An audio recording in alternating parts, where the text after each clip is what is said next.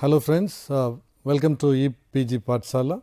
This is lecture series in architecture for postgraduate courses, and today's paper will be discussing on sustainable and green building design, in which we will be discussing on biomimicry, which is an happening topic for today. So everybody is curious to know what is biomimicry, and its application is very wide. So we will be discussing today on this particular topic called biomimicry, which is a very interesting topic, which is close to my heart. And these are all the development team. The learning objective, we will be discussing about what are the principles of biomimicry and how this design approach of biomimicry can be applicable to various fields, particularly with respect to architecture. What are the levels of biomimicry so that it can be used as an application tool, and then since we are architects, like we will be discussing particularly what is the application of this biomimicry in architecture. So these are all the learning objectives, and we will be seeing this particular image will give you overall picture of what a biomimicry can give to you. Each species is a masterpiece, as Evo Wilson pointed out. You can look at on this picture that you can see from plants to smaller size of pieces to bigger animals. Everyone has got its different way of living, different sizes, different environment, but everyone is a masterpiece, because the Mother Earth has given us 2.8 billion years of study for us, so that it has evolved itself from various phases, so that we can be sure whatever nature gives us is 100% correct, and we can follow that for whatever field we are trying to apply. So that is the main agenda of this biomimicry. I just wanted to start with this famous saying by Sir Richard Buckminster Fuller.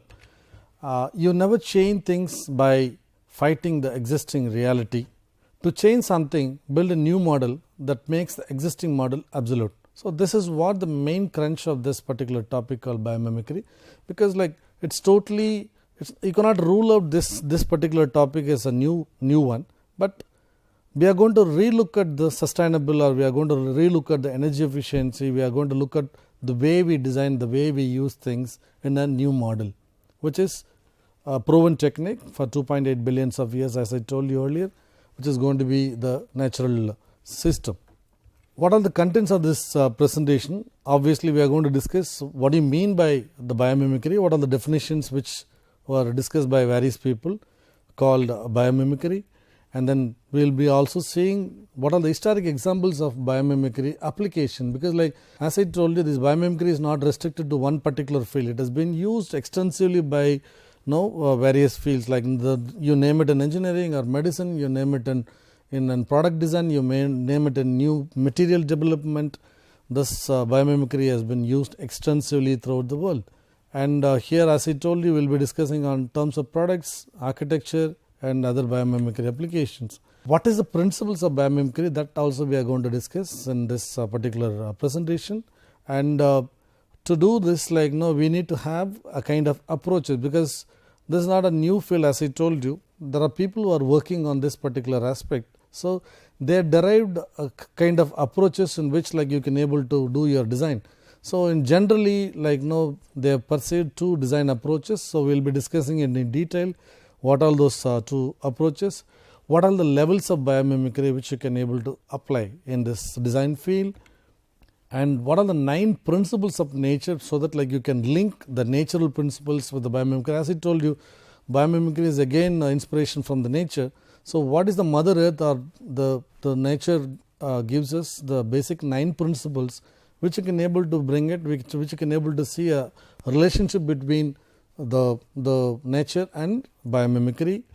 And then particularly, as I told you, since we are architecture students, we will be discussing how this biomimicry is applied into the field of architecture. So we can see certain examples, and then we can also see how the process of architecture with respect to biomimicry, so that you can relook at the way you design, the way you think about the design field. So we will be discussing certain examples here. These are all the general outlines about the presentation. And as we know that like the biomimicry can be divided into bio and mimic. Bio means like we all knew that like it's going to be life of living things, particularly we are not restricting to one particular living thing. Any living things can be a source of inspiration for all of us, whether it can be a plant, it can be an animal, it can be an insect, it can be a human being, anything can be an inspiration to design. So that's why we said bio means it is a living or life of any living things. Mimic means how you are going to simulate or emulate. So we are not going to imitate the image of the nature, but we are going to get into the concept of the biological system, how the systems are working, so that like you can able to imitate that concept and then you can able to do that. So this is what mainly gives you. Based on these things, like the certain kind of definitions have been formulated by various people. For example, Luigi Coloni has formulated bionicle architecture is a field about revealing a living being in nature, also a field that can be called an undertaking to interpreting nature. So you can see that two things which has been now discussed here. One is revealing living being in nature, another one is how you can able to interpret the nature to the way you want it, to the design you want it. So this is one of the definitions.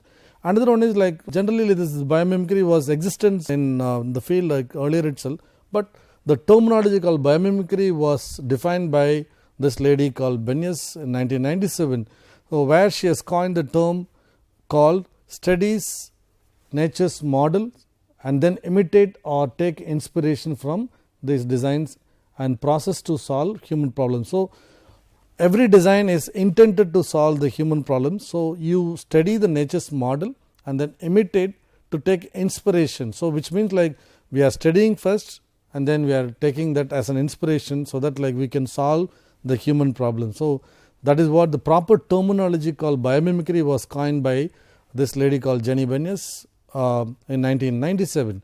Before that, like people used to call in different names, biomimetics, somebody called like bionics, and a lot of other terminology which has been used. But in terms of this word called biomimicry was coined by this famous scientist called Jenny Bennius. And also she has constituted an institution called Biomimicry Guild in 2008, mainly to take care of the biomimicry related activities into design.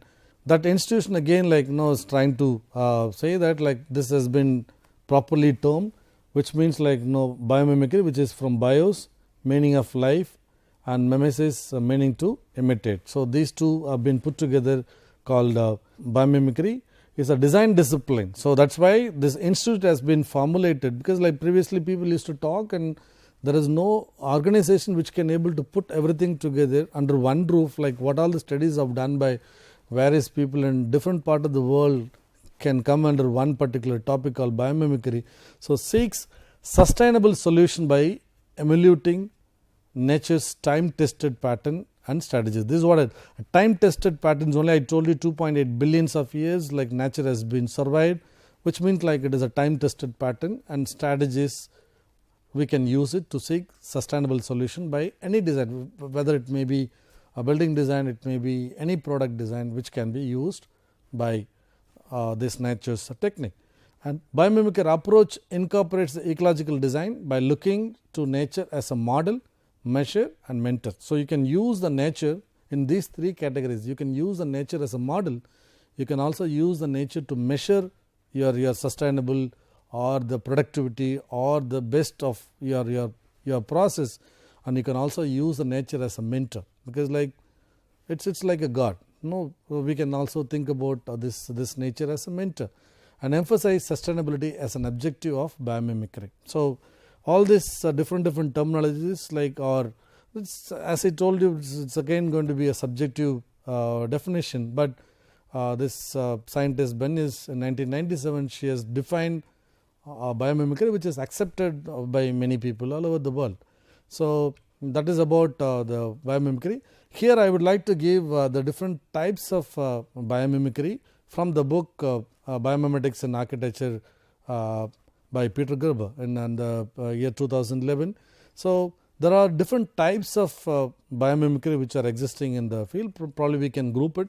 The structural biomimics can be in two types, like one is the material biomimics, like which talks about biological structural elements and materials and surfaces, which means like it's mainly talking about like what are all the biological materials which can be produced using the bionics as its concept. The second typology in structural bionics, as I told you, the structural system, where we are going to consider the concept of the structural or the load distribution system of the biological sources, which we call it as biological constructions closely related to above structural and device bionics. The best example is the bone, right? Like people are talking about, like you can see the bone as an example for both. That is like the first one is like the structural bionics with respect to material bionics. The bone has got the self-healing technique. So there are scientists who are working on trying to develop a new cement which can heal on its own, something similar to the human bones. Also, we have excellent structure even today. It's one of the 7 wonders of the world, Eiffel Tower, which has used purely the principles of the human thigh bone as a structural system, as a construction solution, which can be termed as structural bionics. Next one is called the device bionics, which is the development of usable overall construction. So this is called the device bionics. And anthropobionics, which is again like used by scientists in the field of robotics and things like that. Like for example, in defense, like this bionic robotics is very, very useful, because like they again took inspiration from the cockroaches, and then they are developing a kind of robotics which can, because like the only insect in the world, the cockroach, can fly as well as it can also walk, because other insects either it can fly or it can walk, but the best possible insects are the cockroaches, which can fly as well as it can run. It can also walk in different levels and different terrains and different surfaces. So the inspiration from the cockroaches and then derived as a robotics, which are very, very effectively used in the army and defense related field, which also can be based on the ergonomics of the human being. So it can also construct. That is why we call this anthropobionics. And construction bionics, as I told you, light construction occurring in nature, cable constructions, membranes and shell structures, transformable constructions, leaf overlays, use of surfaces, all these things are related to construction bionics. And then the next one is the climate bionics. The climate bionics is like which is related to energy bionics, because energy is the discussion of today's world, because like everybody is crying for energy efficiency, everybody is trying to work their building, trying to work their design with respect to minimal energy uses in whatever application they do. Here we have a lovely example called passive ventilation concepts as well as cooling and heating, because like we have something called an animal architecture, because every animal, every insects build some structures for their own. So you name from a smallest insect like your termite as well as the ant to the bigger animals, like they everyone construct some habitat for their own purpose, but everybody is conscious of what they are doing. So every insects and every animals are conscious of what they are doing. They are all working extensive amount of passive ventilation concepts and cooling and heating concepts, which we can use it as part of our building designs. Probably we can see a couple of examples which related to climate and bionics. So these are all the general typology of biomimetics or bionics which are there, and probably I would like to show you a couple of examples with respect to the biomimicry, how it has been applied. Probably this picture will give you a better idea about how the biomimicry has been applied in an extensive area. One is like you can see from the consumer goods, like you can see from every day whatever the consumers are using, what all those goods which has been used, like everywhere you can see the influence of biomimetics into that. And sports wears, like whatever we use the sports wears, particularly in Olympics, like this is going to be very, very crucial, because like people are losing their gold medals in microseconds and milliseconds and things like that. So whatever dress they are wearing, which is going to be very, very crucial, again the sports wares which are going to be crucial from the inspiration from the biological sources. Extensive amount of engineering application, you can see that people are using it. And then nanotechnology, which talks about how you can able to use the minimum amount of material. Again, the best example for this nanotechnology is the spider web, which is 100 times better than steel with a given area. And also we are discussing about the alternative energies, like whenever we are trying to do the alternative energies, how you can able to maximize the potential of the alternative energy generation, adhesives, transportation. So this is again a lovely examples, and technology, architecture, we can see that, medicine, manufacturing. So you can see that the extensive amount of applications of biomimicry you can see from this particular image, that you name anything. There is no relationship between architecture and consumer goods, but you can see that everybody has got inspiration from this particular term called biomimicry, this particular area specialized using the nature as your inspiration, called biomimicry. So I like to get some more detailed examples, and this we are all familiar, the vulture wings. Everyone has seen this, and no one noticed how you can get inspiration from this, but the Wright brothers taken it further. Because of that, the world has become very small, and we could able to get the airplanes. So this is one of the finest example, one of the finest useful tool. Because of that, everything is possible today, right? So this is one of the finest examples of biomimicry.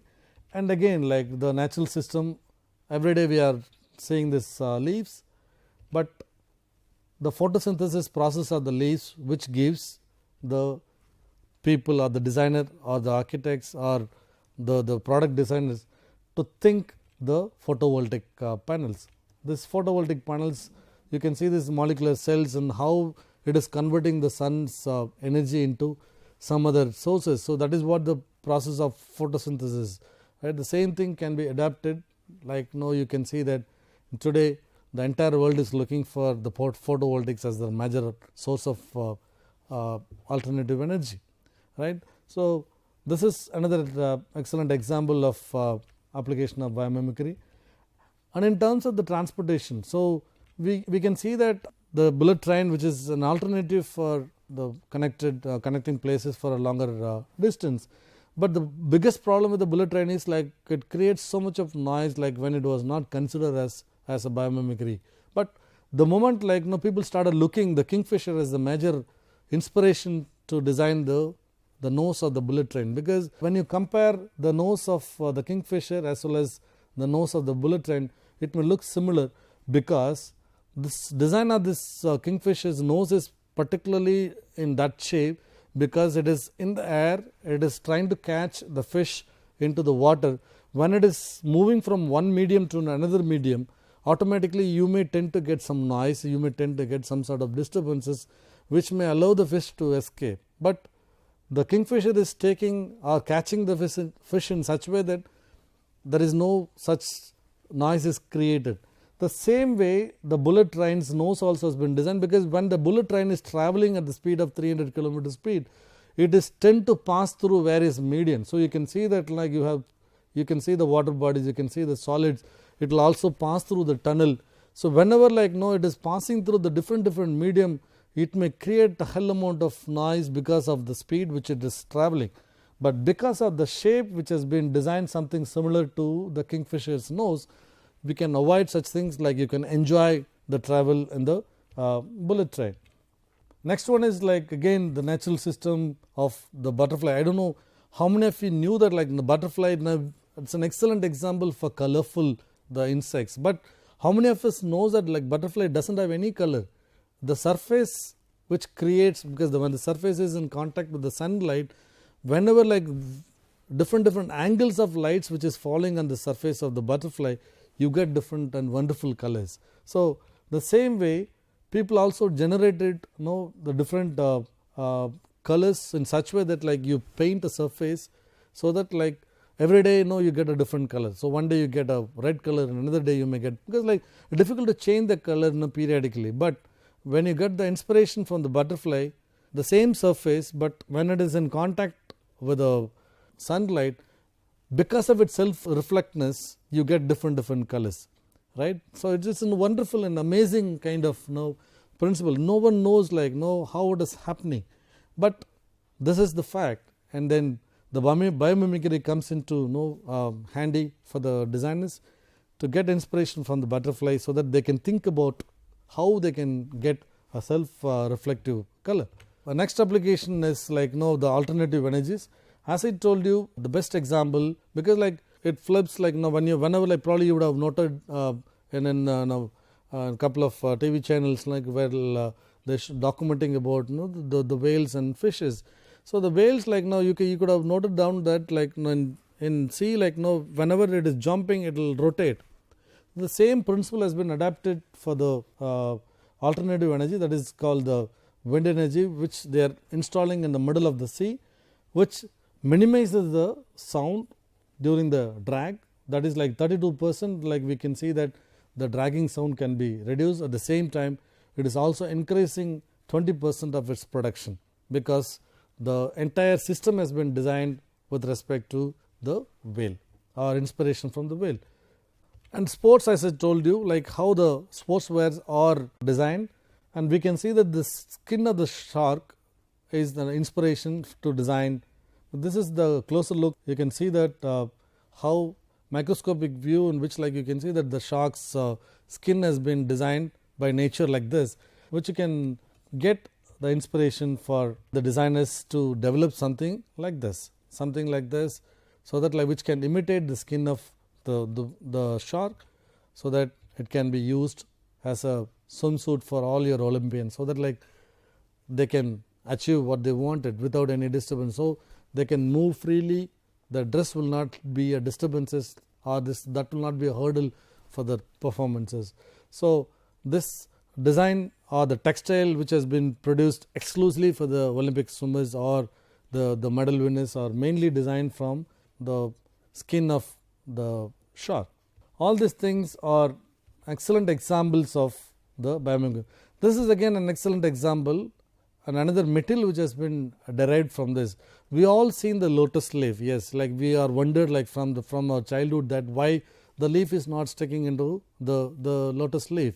But biomimicry has come into the rescue, because scientists started looking what is the combination, what is there in this lotus leaf which allows the water to drain without sticking on that.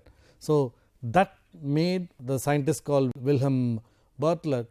He is a biologist from the University of Bonn, who has created a self-cleaning surface paint. Because in Western countries, this becomes a major problem, because they need to design their materials with respect to know how they can clean the surfaces without having too much of problem, as well as they also have to protect their buildings with snow. So the lotus effect now has been taken into consideration for designing or to develop the new material called the lotus, the paint, which can be applied on top of the surface, so that the surface will look bright forever. It will not allow any snow or anything to fall on the surface. So all these things are amazing. All these things are all excellent examples of applications of biomimicry. And also I would like to show a couple of examples with respect to architecture in the nature world. And as I told you, this biomimicry has been used in architecture also quite a long period. Throughout the history, architects have looked to nature for inspiration for building forms and approaches of decorations. So from the Egyptian era, we can see that all those decorations in the building which has been used only the natural elements, but water lily leaves which made the inspiration for architect Joseph Paxton to design the Crystal Palace. So we are all familiar with this Crystal Palace in London, which is an exhibition complex. Architect Joseph Paxton has designed this particular building taking water lily leaves as an inspiration for the structural as well as for its other purposes. Also, I would like to show a couple of other examples, and this is a beautiful example which I told you. Architecture, the earlier one they have seen the structural as well as the profile of the building, but this one, the structural concept of human bone has been taken as a major inspiration to design one of the 7 wonders in the world. This we can see, this is the closer look of the human thigh bone, which is an excellent example of transferring your load both ways, laterally as well as the other direction. This has been taken as an inspiration to get the joints as well as the structural system of Eiffel Tower. The rest is history, so we are all aware that. So even today this becomes one of the 7 wonders of the world, and people are looking for this particular building as one of the destination they wanted to see in their entire lifetime. So you can see here the simple human thigh bone, which becomes an inspiration for this building. The Le Corbusier, we all knew him, so possibly the greatest symbolist architect of all time, and he is the one who compared the building as a machine. So he started thinking the building as a machine, which is again a next level of biomimicry. Example, in this elevated headquarters project in Frankfurt, Germany, where he has seen the relationship between the human kidney and then the toilet. So we can see the relationship between these two, and then it has also been implemented in this particular building. This is another great example by architect Eero Saarinen at the TWA terminal in US, which is again an example of symbolizing the eagle with an airport building. So both are similar in its process. So he just wanted to bring the imitation of the eagle, which is closer to your aviation industry, the TWA terminal John F. Kennedy Airport by Eero Saarinen. Again, this is an architect which is closer to my heart, F.L. Wright. Okay, he has linked the columns of Johnson Wax building to water lilies. So we can see the water lilies are inspiration for Joseph Paxton as well as for F.L. Wright, but both of them have seen the building in a different way. So he has seen it for the interior of the building and all those columns, like you can see here. Design has been taken from the water lily as an inspiration. We can see that like same insect or the same natural object which has been used by different people for a different purpose. And this is another lovely examples of facade of this Institute of Arab in Paris by architect John Nouvel, which is again the cameras again inspired from the human eye, because the human eye can increase or reduce its capturing capacity based upon the amount of light which comes from the sun. The same way, like the entire facade has been designed something similar to the camera. So the opening of this camera can enlarge or it can reduce based on the amount of light which is existing outside. So that will again determine how much amount of light which can possibly come in here. So you can see that the entire facade which has been worked out with respect to that. This again people are saying inspiration from the Mughal architecture, like all this like small intricacy of the Mughal architecture which we are seeing in this part of the country in India. And the various versions have been discussed for this, but we can see it clearly that the inspiration for this particular structure is from the human eye, which has been again linked to the camera, and then it has been applied into a building industry for the entire facade.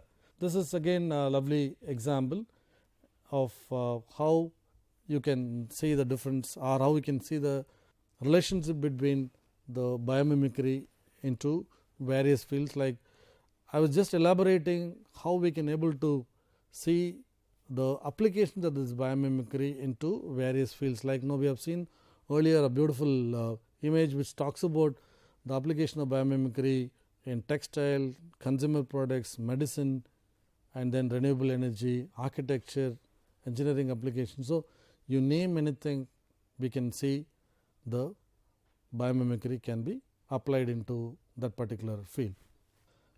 I just want to summarize on whatever we have discussed so far with this slides again, which will give you a clear picture on how we can apply the biomimicry principles to consumer goods, sports related textiles, alternative energies, and technology related aspects, and then how it can be applied in architecture, how we can able to see the manufacturing of new product, and then the nanotechnology which I am talking about, like the minimization of the material, Now, all these things can give you a broad picture that the biomimicry is not restricted to one particular area, which can be applied to any aspect of your life, whether you eat something, whether you wear it something, whether you travel, whether you build something, wherever, whatever you do, it is going to solve all your human problems using the technique or using the term called biomimicry.